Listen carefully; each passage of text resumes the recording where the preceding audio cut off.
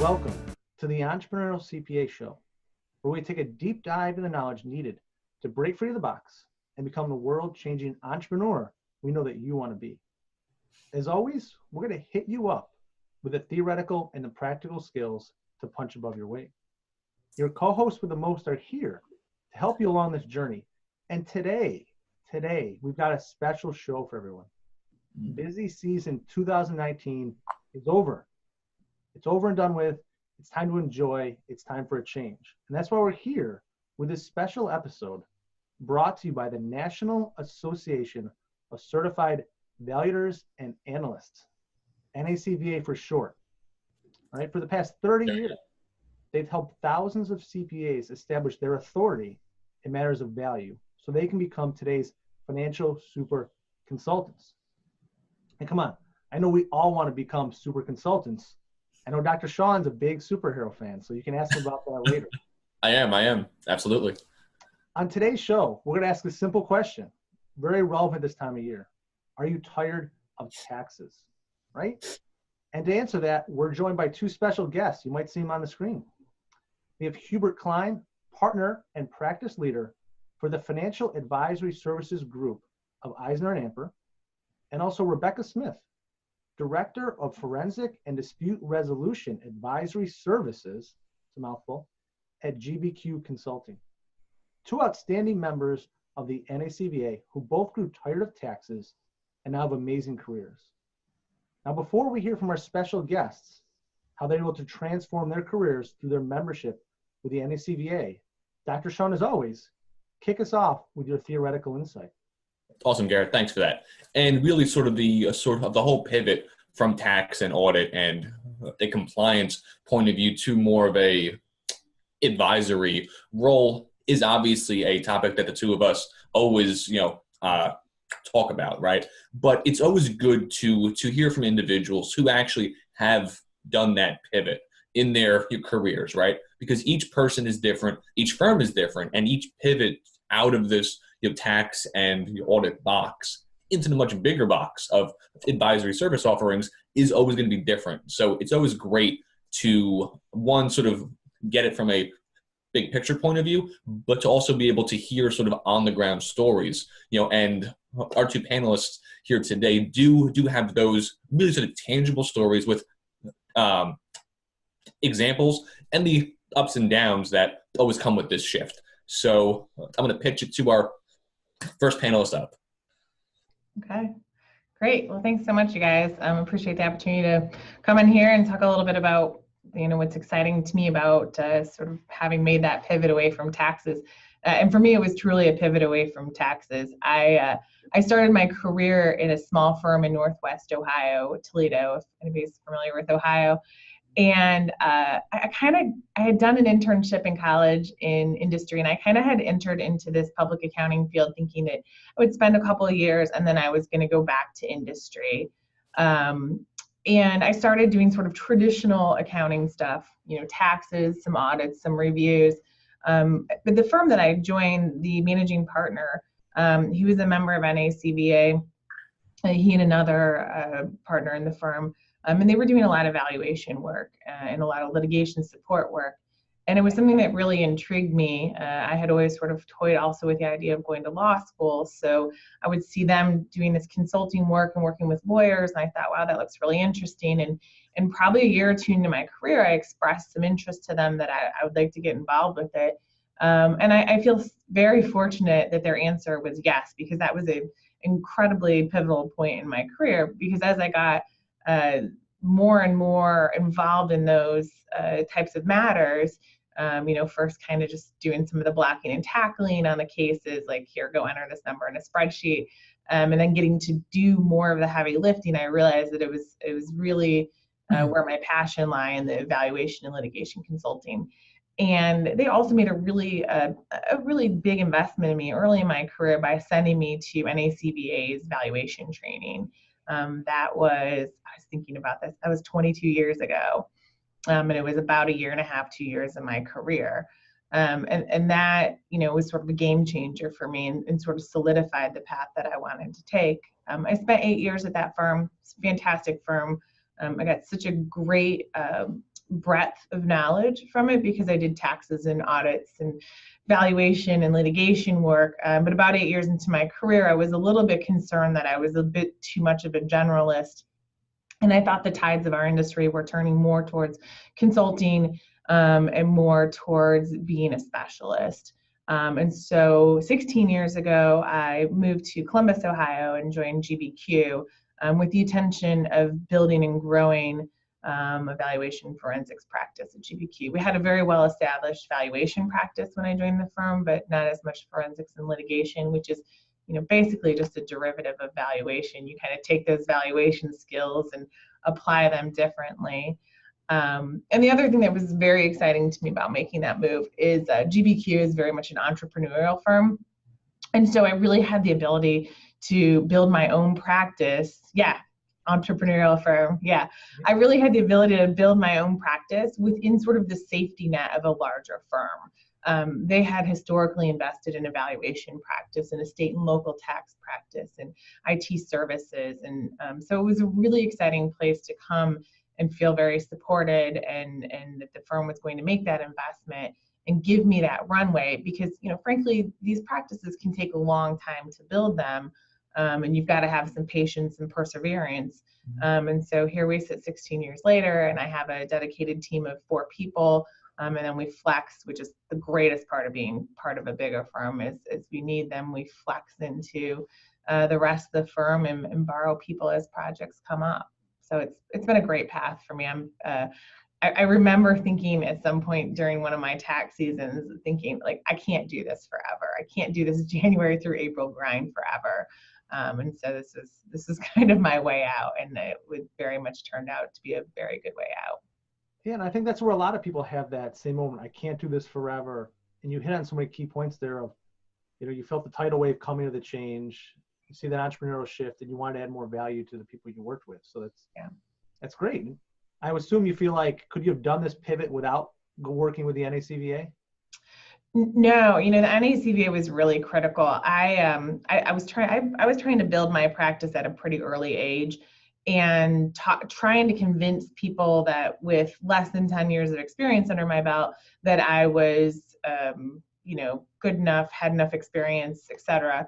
What NACVA did for me is just beyond the credentials. I raised my hand pretty early in my relationship with NACVA and said, I'd like to get involved.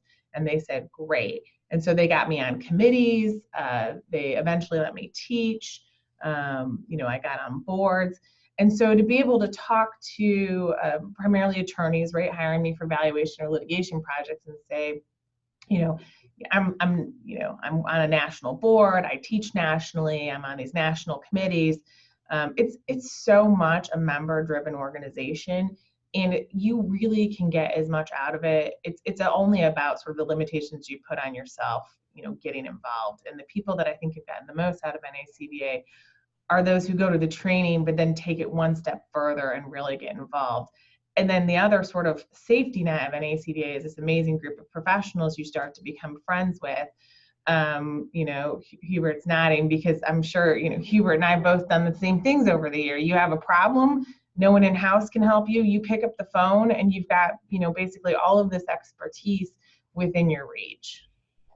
Perfect. And I see Hubert nodding like crazy. So Hubert, let's hear from you. Kind of what was your journey of being tired of taxes? And it sounds like you've got an amazing career with an amazing firm of Eisner and Amper. Well, first I have to start off by saying my career trajectory is not unlike Rebecca's. I think a lot of people who morph into this area have the same or similar story. I started in traditional accounting and tax and audit work.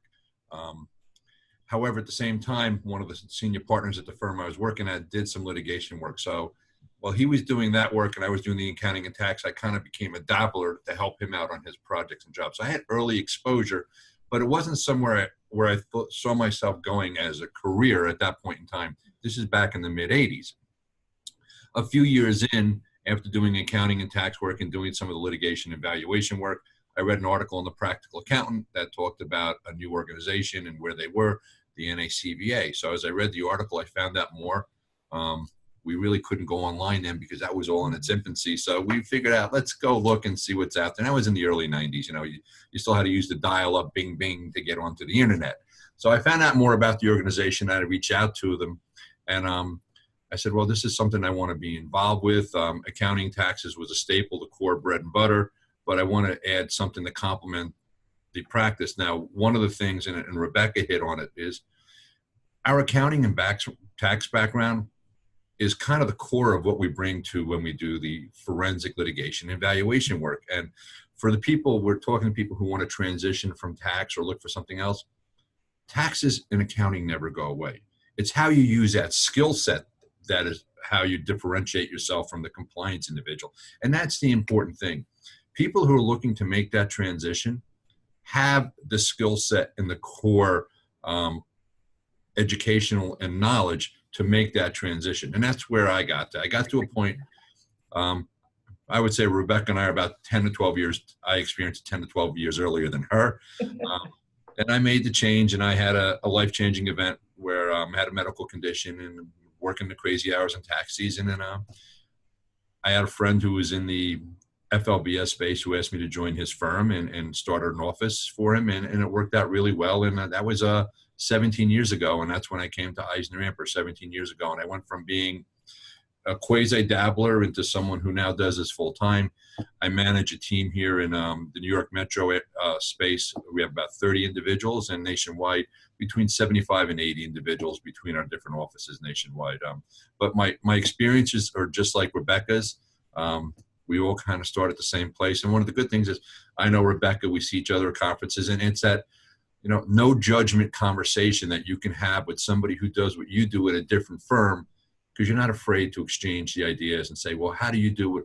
Because we get lost in tunnel vision sometimes of our own practice. So as an organization, the NACBA had a similar experience with Rebecca. I got involved early. I wanted to learn more. I wanted to meet the peoples. I got to learn who the instructors were and found out that they're interested in you as well. And I think what's one of the most important things that I've seen is not only do they want you to go to their conferences or get their credential, but they're vested in how well you do and if they can help you. And there's a lot of that camaraderie back and forth, exchange of ideas, even at conferences after a session's over. You know, nobody's running out of the room. We'll sit there and we'll talk to people because, you know, I think one of the ways we get ahead and succeed is by taking an interest in others and helping them get better.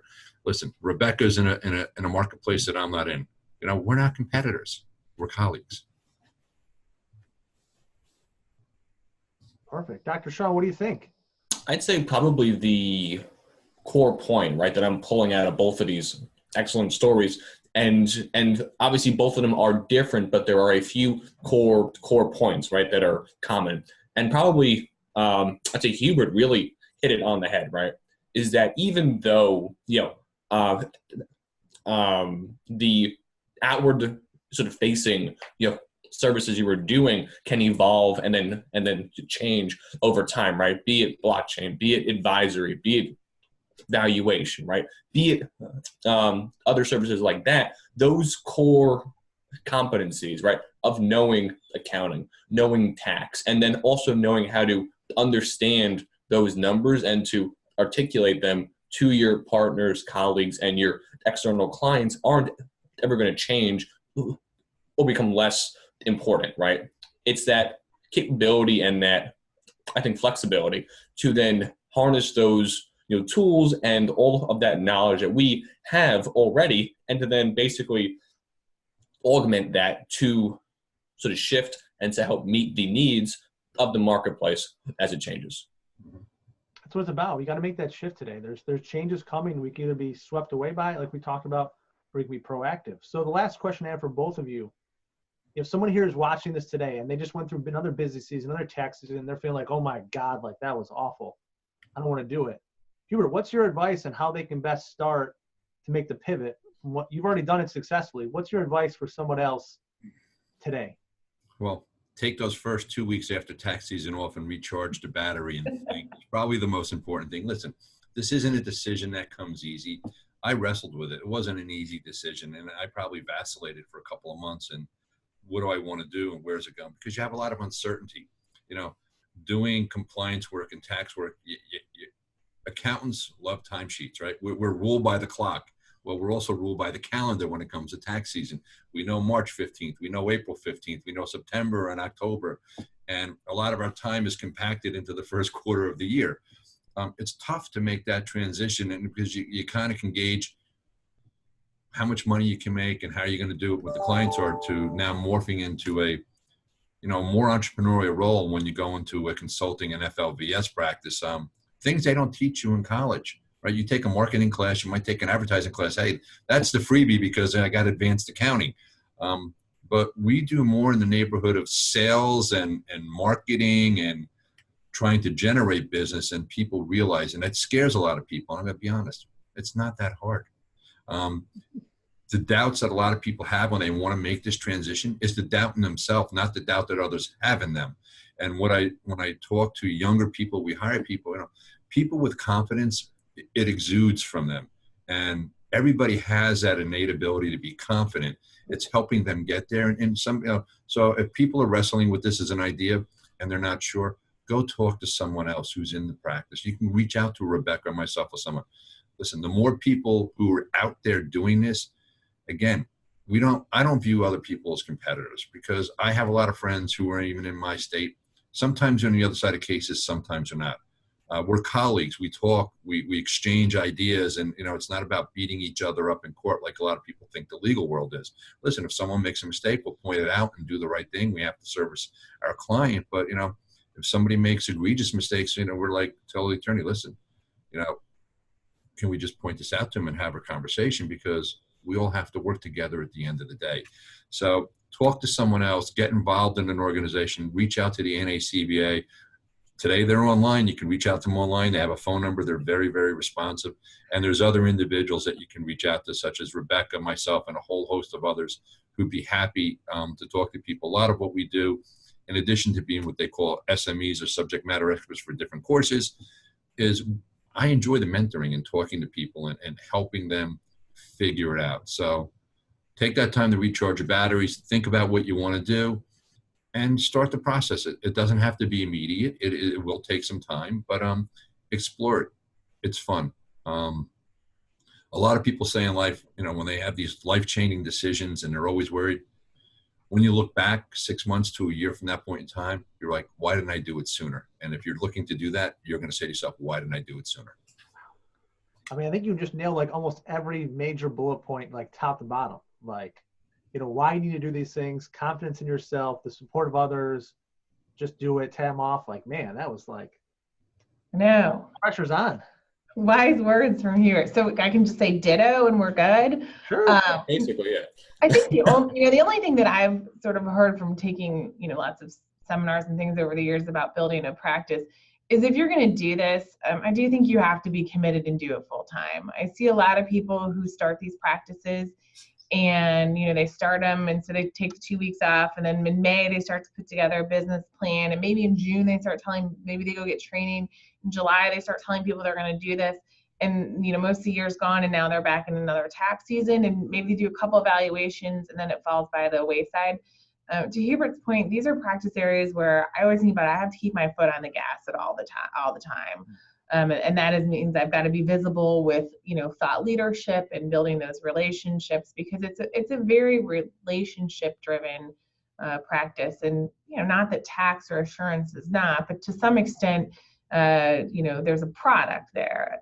For valuations and litigation, you're the product. They're putting a lot of trust that you're going to be able to be persuasive and present yourself well in front of a jury or a tax court or something like that.